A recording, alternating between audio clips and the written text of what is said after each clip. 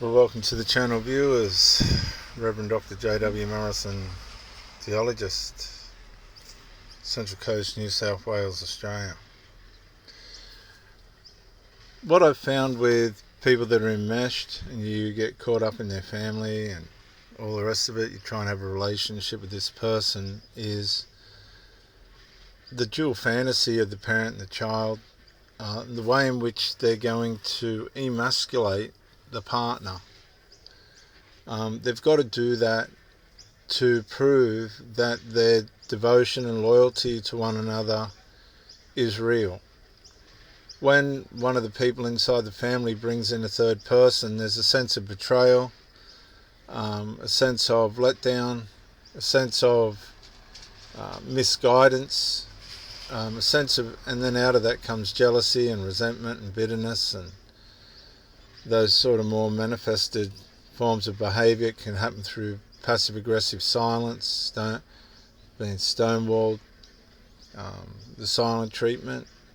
This is happening inside the family while you're trying to have a relationship with this person. They're competing with these conflicts consequential to a third person entering their life. See, the programming of the enmeshment over the period of whatever that course may be stops that romanticized supply. See, covert emotional incest is everything but the sex. It's definitely erotic in many ways. That's what causes the jealousy and spite and resentment. Let's just say mother-son, what I've seen is the sons will actually behave like they're being betrayed by a girlfriend, and they'll do all the things that a jealous partner will do. They'll ring, they'll scout around, they'll hound, they'll wonder where are you now? This is to the mother. Where are you now? What are you doing now? Why aren't you here?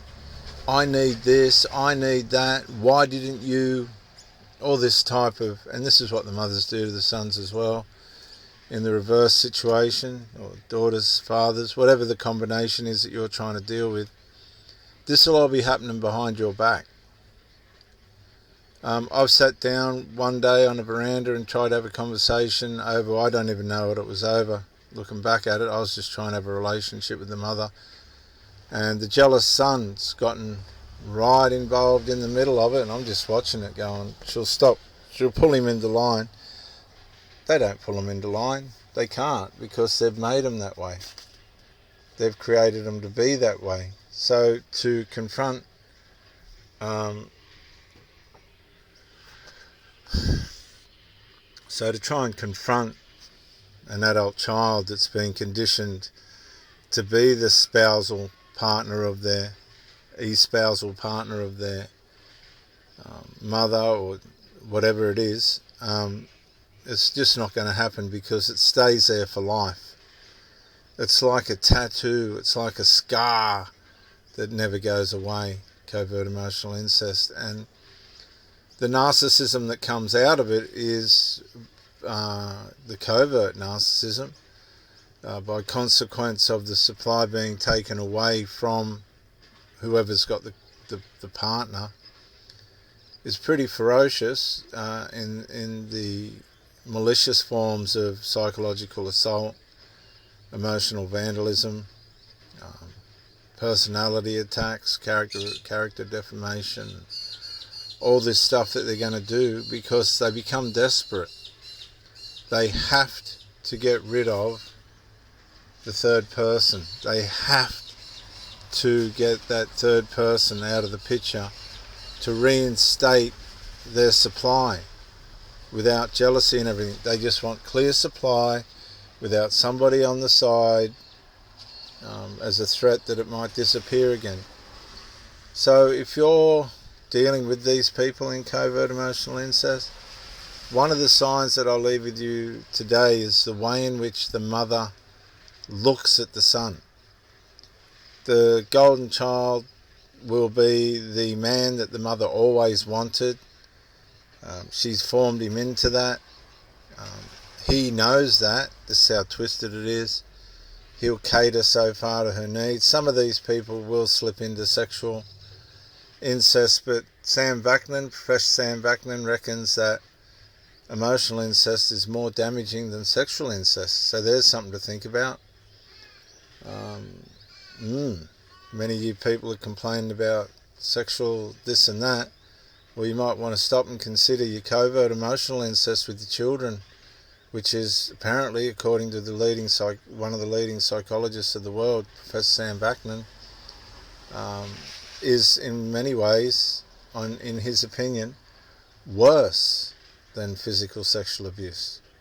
Now that might tread on some corns, but that's what, some of the... I can tell you, from what I've seen and what I've experienced, it's fierce. It's ferocious. It will want to destroy at any length the relationship that you're having with the person that they're trying to keep a hold of. And it'll go on and on and on and on. It'll never stop. The only way you can stop it is by removing yourself from that situation. Unfortunately, you're just going to have to let that person go, because they'll when you leave, they'll go, oh well, that's gone, I'll just go back to my children. They always default back to what the problem was. You see, they don't know how to fix the problem because they don't see the emotional incest as a problem. That's their default, that's their security blanket. That's why you need to walk away. Don't waste your time, because there'll be trouble going on behind the scenes that you won't even know about at such a fierce level. The toxicity that radiates and the energy that comes off that will cause you to go into trauma, it's not worth it.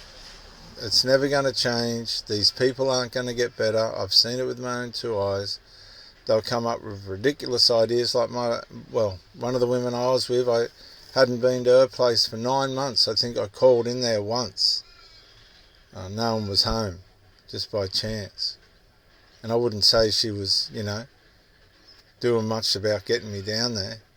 And then thought we were all going to go on a family fucking event. Sorry for swearing, but I was just flabbergasted. I ended up saying to her, look, I'm just going to get someone who I can visit twice a week, them come to my place twice a week. And she just sat there and thought, well, I'll find someone that doesn't want to come to my place, or possibly someone who my boys like. This is what a lot of these mothers do. They consult their children about who they're going to be with. That's how pathetic it is. They put the parental role, which is part of this emotional psychopathy. They are in and out of being the parent one minute and the child the next, and the child being the parent, because there's no boundaries. Boundaries are irrelevant. They got nothing to do with this. And when you get caught up in it, they're going to try and emasculate you, make out you're the problem, make up stories, one bloke reckoned I thought it was funny how he was going to commit suicide. And I just spent 15 years going to a boys' home, helping people, trying to, encourage them in that. You couldn't help these people. And if you mix alcohol and medications and drugs and the inability of these people to recognise, diagnose and really actually help themselves from these things, you're in for a toxic ride, I can tell you. Don't worry about the sex. See, no. As I've said before, I've never had a bad sexual partner. And to me, the people that are affected by substances and things, they're nowhere half as clear and as empowered as the ones that aren't. They think they are, but they're not. And that's why they'll say to you, well, I'm unworthy, or I won't be able to do this, because they're too lazy, they're too messed up. Their priorities are around their self-medicating. But if you're willing to put up with all that on that spectrum, they'll keep coming around, but you're not going to get anything genuine out of it. They're just taking your fuel. Are you going now?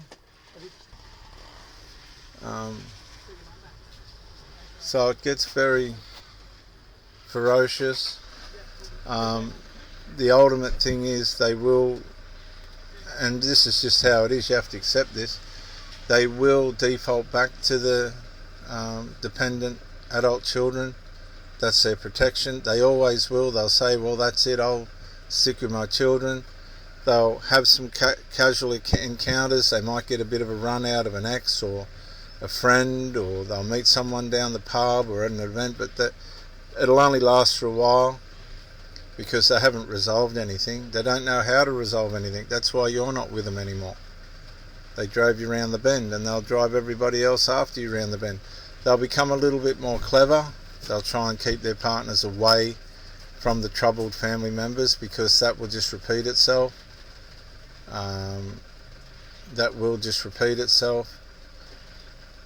So they do get a little bit more clever about how they go about things. But no, their love, their deep romantic love, is with their children.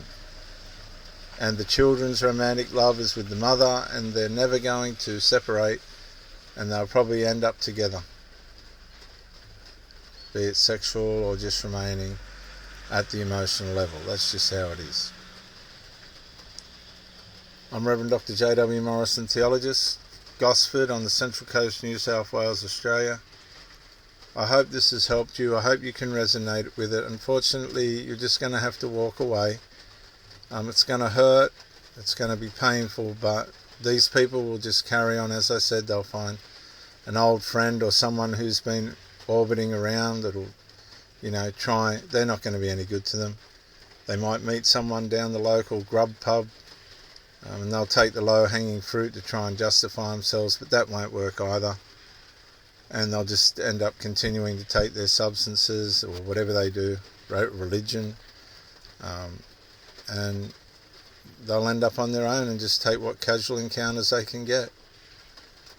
Bye for now.